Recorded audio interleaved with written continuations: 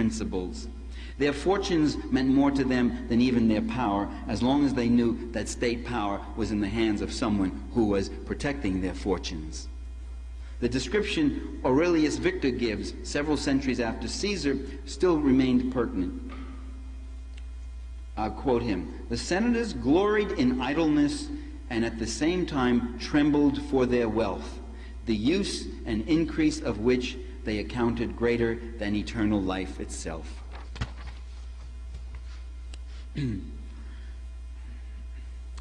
Throughout history, popular leaders, people who have used power to effect some kind of redistribution institutionally, politically, constitutionally, and economically, leaders who have done that throughout history, they have been branded as demagogues and adventurers, motivated primarily by personal ambition.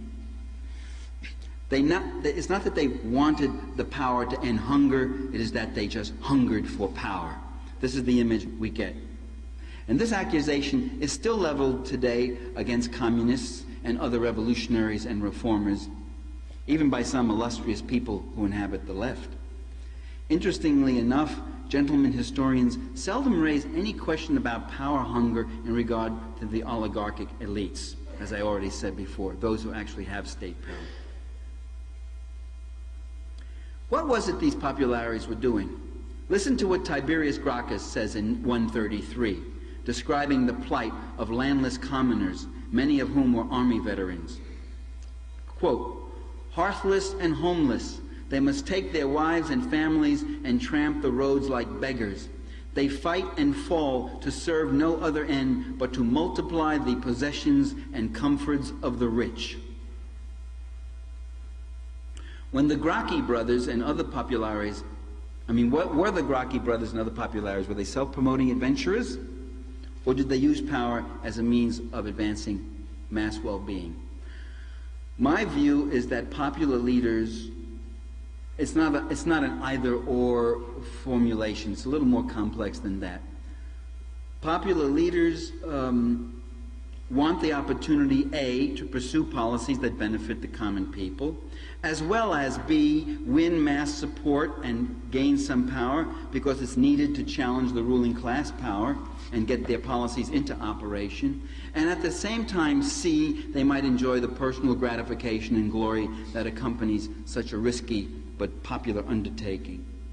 Few leaders are either entirely impervious to popularity or motivated exclusively by its pursuit.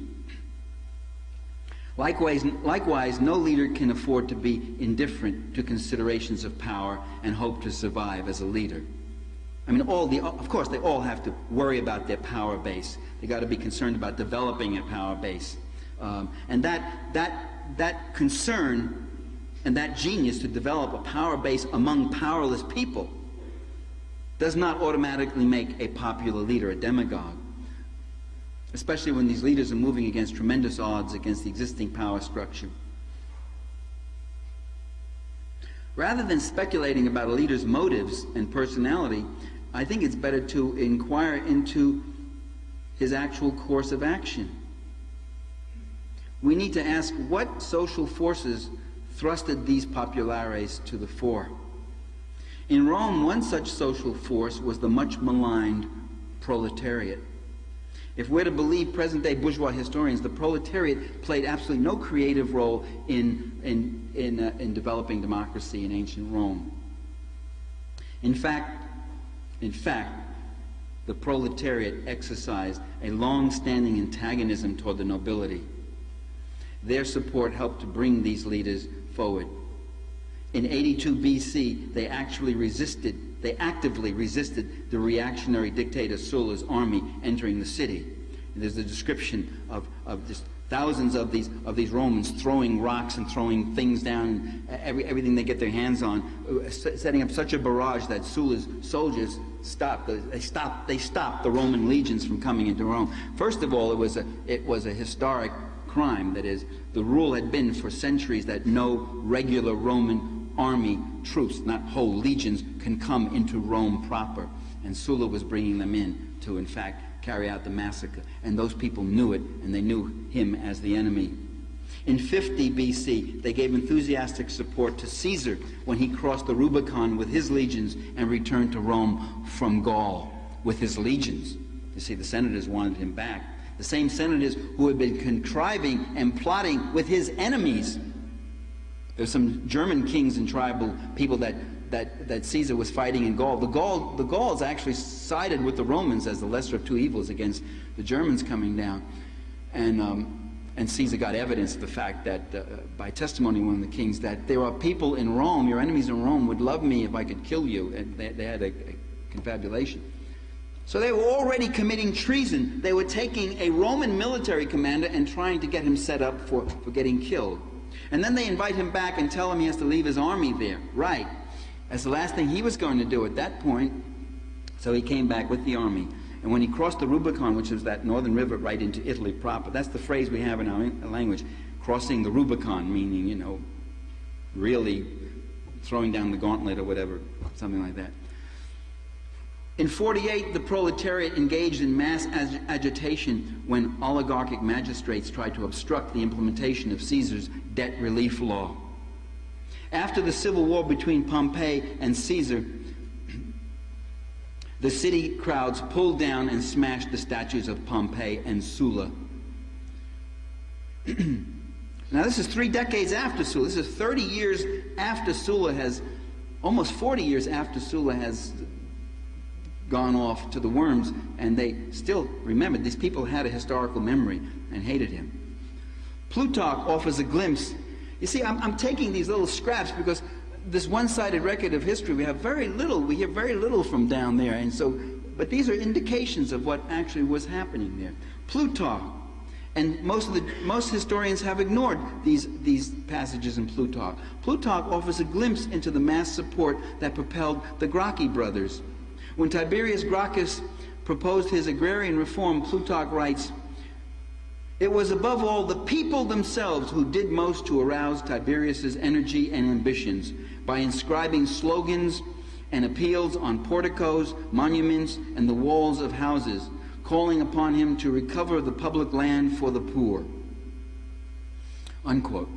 And when Gaius Gracchus put forth his reform legislation, which was much more comprehensive and brilliant, Plutarch writes, quote, "A great multitude began to gather in Rome from all parts of Italy to support him." I mean, this is a day before there were decent roads, before telephone, before communication, and word got out. All parts of Italy, people came in looking for a better deal, looking to gain and also to give their support to democratic reforms. After the Gracchi were assassinated in 133 and 121 respectively, public acknowledgement of their existence was officially prohibited by the Senate oligarchs. So even then they were seeking to control historical memory. And yet the common people continued to commemorate the Gracchi brothers. Plutarch offers the following vignette.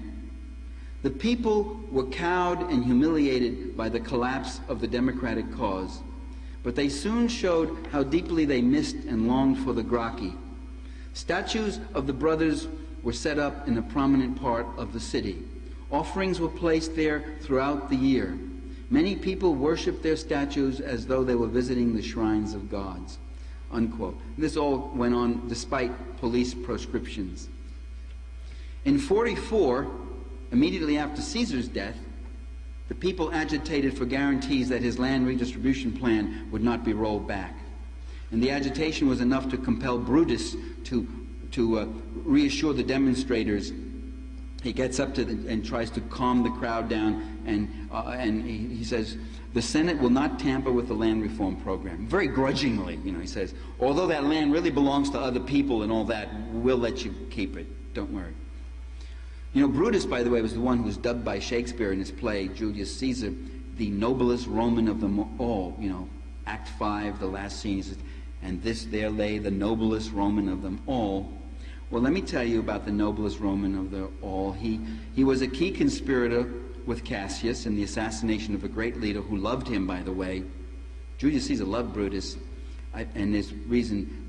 One of Caesar's many lovers was Brutus's mother, or had been for a while, and there's reason to speculate